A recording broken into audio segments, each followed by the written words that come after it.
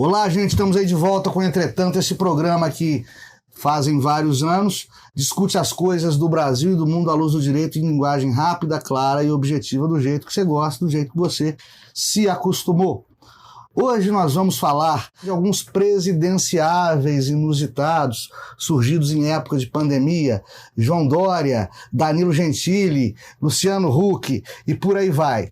Por incrível que pareça, nós vamos falar da vacina que está se tornando, aos olhos de muitos, a melhor vacina disponível no mercado para a Covid, que é a já tão xingada e polemizada Coronavac. Nós vamos responder algumas indagações, algumas delas nem tão educadas assim, sobre esse programa, feitas por internautas. E, por fim, comentar o prosseguimento do julgamento da suspeição do ex-ministro e ex-juiz Sérgio Moro. Tudo aqui no Entretanto. Aguardo vocês. O padrão é trabalhar de sol a sol. Isso não tem que preocupar com o politicamente correto, não. É atuar fazendo isso.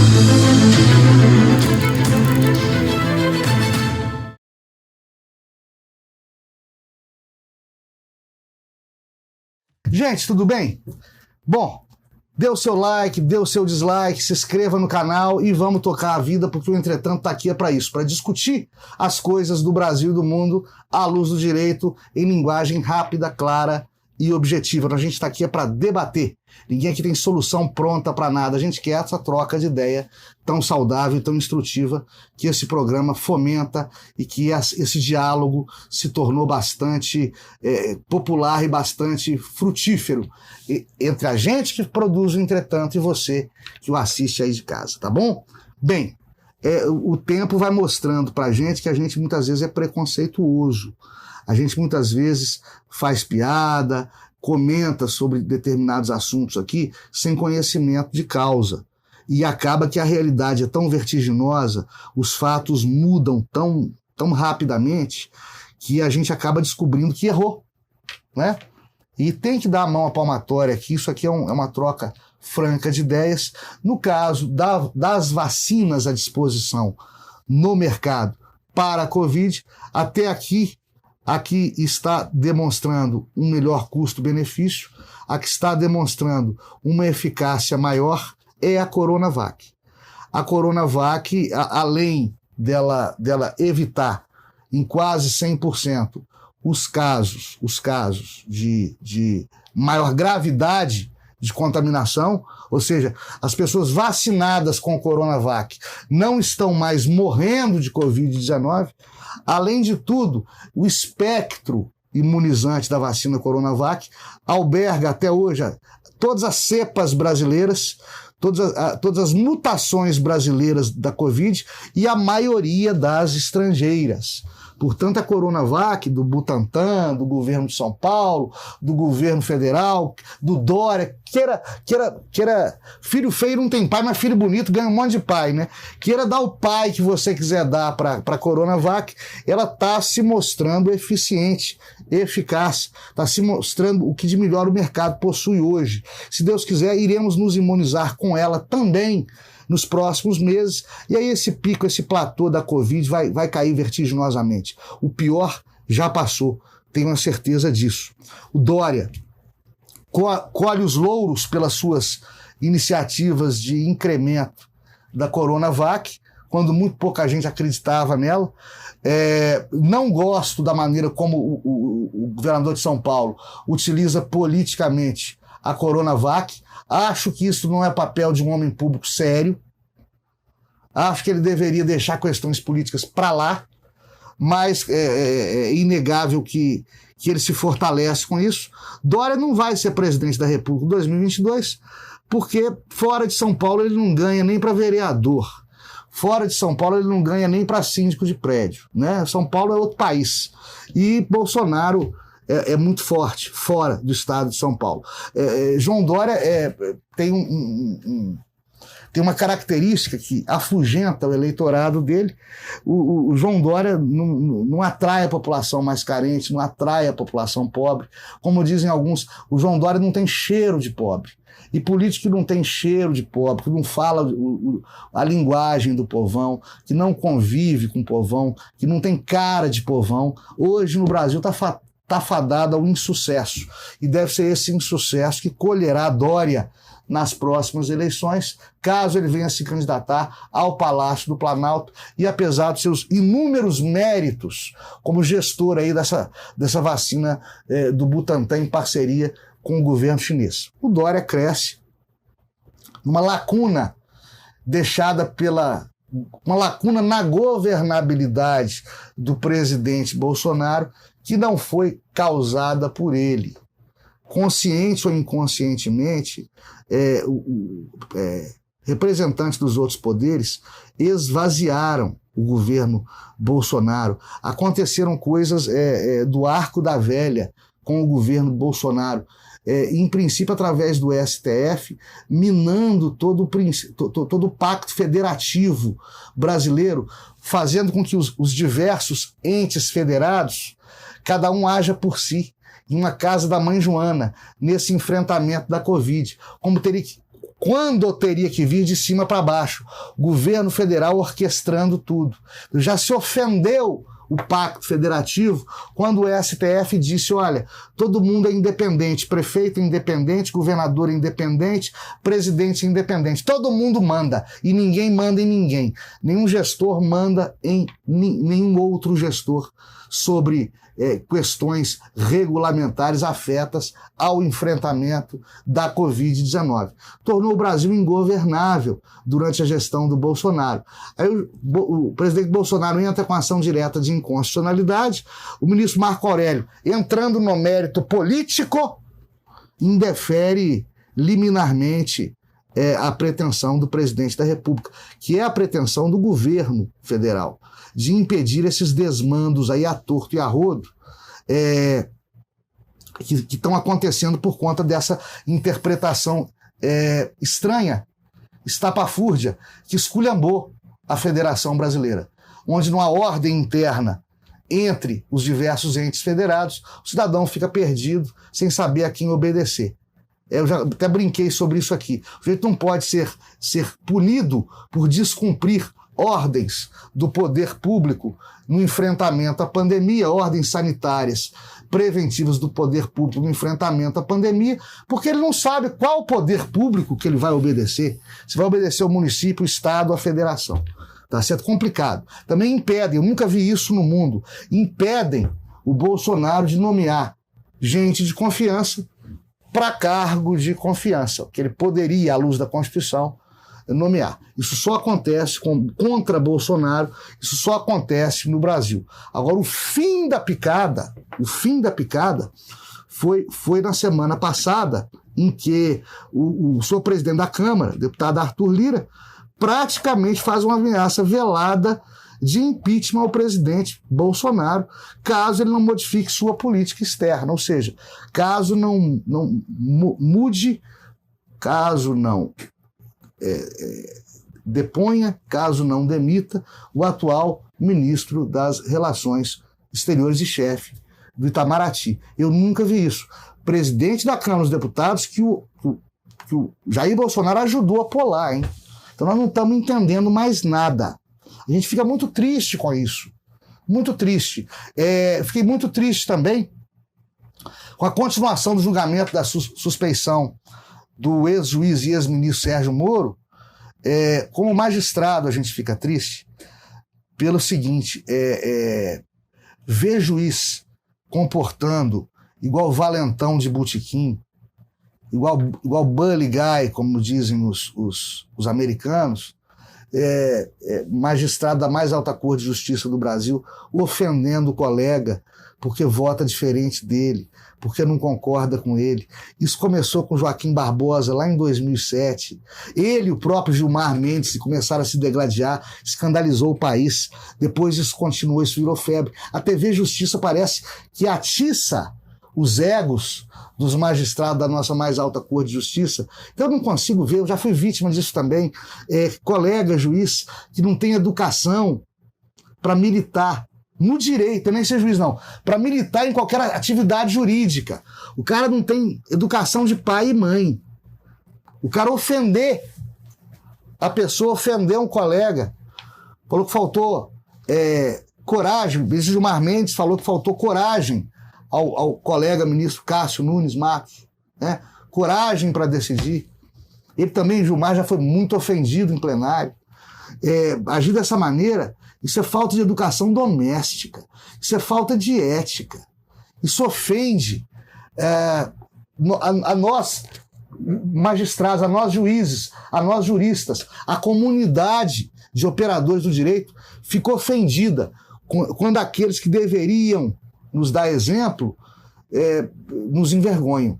A verdade é essa, né? Ministra Carmen depois, minha querida ex-professora, ministra Carmen Lúcia, demonstra que assim, nos ensinava suas valorosas lições na Faculdade de Direito da PUC de Belo Horizonte, onde tive o orgulho de ser seu aluno, mas na prática a ministra Carmen demonstra que não aplica muito a Constituição, que tão bem conhece, o direito constitucional do qual é mestra e doutora. A gente fica muito triste com isso, mas sobretudo com a falta de trato, com a falta de compostura, que deve nortear a atividade do magistrado, deve nortear a atividade judicante. E que a gente não está vendo isso acontecer. Sem contar no conteúdo dos votos, né? O magistrado estava na crista da onda antes de virar ministro do Bolsonaro, abandona a toga, vira ministro do Bolsonaro, passa a ser execrado, anularam o processo dele, apearam ele do poder, processaram ele, o declararam suspeito. Essa mudança de rumos e de humores é muito estranha na República Brasileira. Bom, vou responder a alguns internautas. Eu não gosto muito de responder internauta, principalmente os mais afoitos, às vezes os mais ríspidos, mas às vezes eu sou obrigado a responder porque as dúvidas ou as críticas que eles fazem são úteis para todos os demais, né? E às vezes eu noto também que eu dou, às vezes, vazão a muito mal entendido. O programa, entretanto, apesar dele ter um roteiro, apesar dele ter uma direção, dele ter um texto prévio, o bate-papo às vezes nos faz enveredar por outros termos, outros temas e outras terminologias que confundem, às vezes, a esse bate-papo ameno, tranquilo e fácil. Bom, então vamos a essas perguntas. Rapidinho. Tem um internauta bravo achando um absurdo que eu comparei o Brasil à Suécia quando eu falei das medidas de lockdown de enfrentamento à pandemia da Covid-19. É claro que eu comparei com a Suécia. Por que eu não iria comparar? O que a Suécia tem de melhor que a gente? Eu comparei o Brasil com todos os países do mundo e com a Suécia em específico, porque foi também um país, né, que no início não optou por não demandar medidas rígidas de distanciamento social. Essas medidas de distanciamento na Suécia foram tão suaves quanto foram as do Brasil até meados do ano passado, até o final do ano passado, na verdade. A Suécia, em termos proporcionais, é um país grande se comparado com seus vizinhos continentais, e o Brasil, em termos proporcionais, é também considerado um país grande, geograficamente grande, quando comparado aos seus vizinhos continentais. Tem tudo a ver Brasil e Suécia, posso comparar, devo comparar, e comparei, cidadão. Passar bem. Tem uma outra senhora que revoltou quando eu disse que não entender, respeitar, mas não entender, professores que querem ficar em casa, que não querem dar aula, que são contra a volta às aulas. E ela cita a filha, que a filha está em casa, sem dar aula um ano, que está revoltada, mas que segue confiante, aguardando vacinação, e que nem por isto se pode dizer que ela não contribua para a educação brasileira. Cara senhora, deixei bem claro que respeito a todos os posicionamentos de todos os professores, aqueles que querem trabalhar, aqueles que preferem ficar em casa para evitar a propagação da Covid-19. Apenas expliquei isso muito. Se a senhora não entendeu, é porque a senhora não quer entender. Aí, paciência. Apenas disse que os governos não podem obrigar as escolas a ficarem fechadas. Esse que é o ponto. Eu defendo a volta às aulas imediata, já defendi a final do ano passado, tá?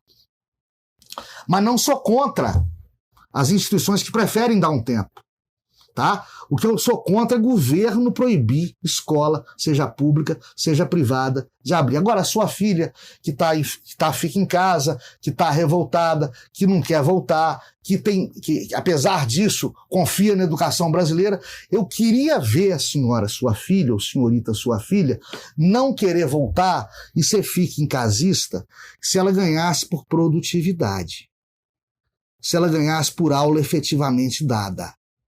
Que nós, servidores públicos, né, o meu caso, o caso dos professores da rede pública, é um caso privilegiado em época de pandemia, que nosso salário não se afeta com o lockdown e com o fechamento de estabelecimentos comerciais não essenciais, atividades consideradas não essenciais. Aliás, considerar atividade de ensino não essencial é só no Brasil. Eu acho que nós deveríamos cobrar por produtividade.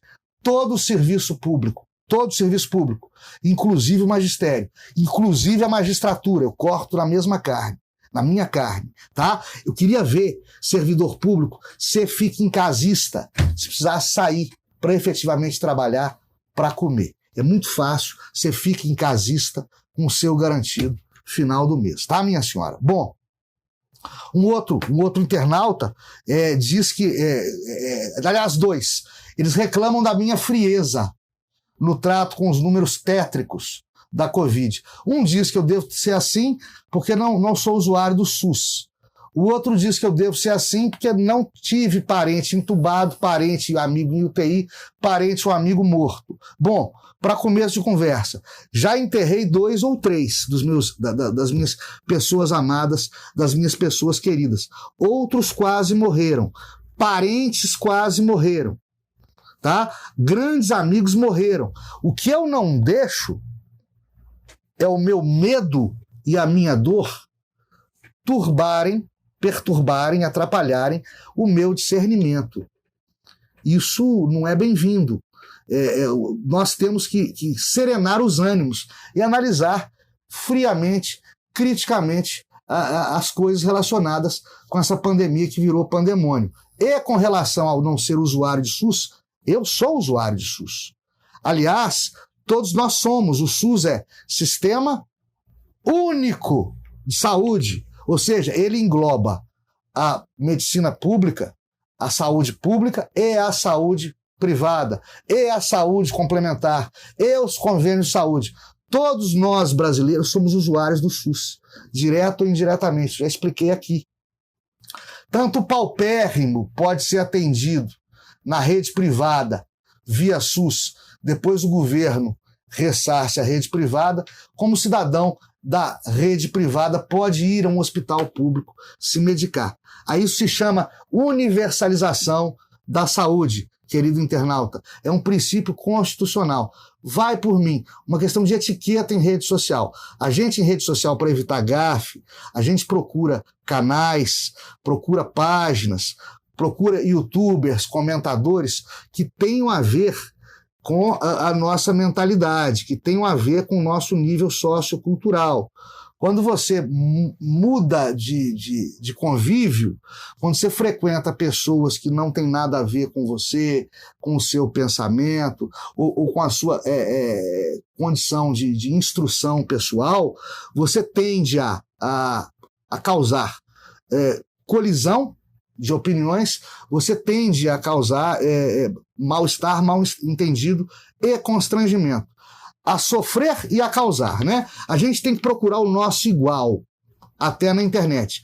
Aqui no Entretanto, por exemplo, as pessoas discutem em alto nível e, geralmente, em sua maior parte, são pessoas de altíssimo nível cultural. É por isso que a gente está junto há tanto tempo aí, batendo esse papo bacana e instrutivo sobre as coisas do Brasil e do mundo à luz do direito, tá bom? Até a próxima, fiquem todos com Deus.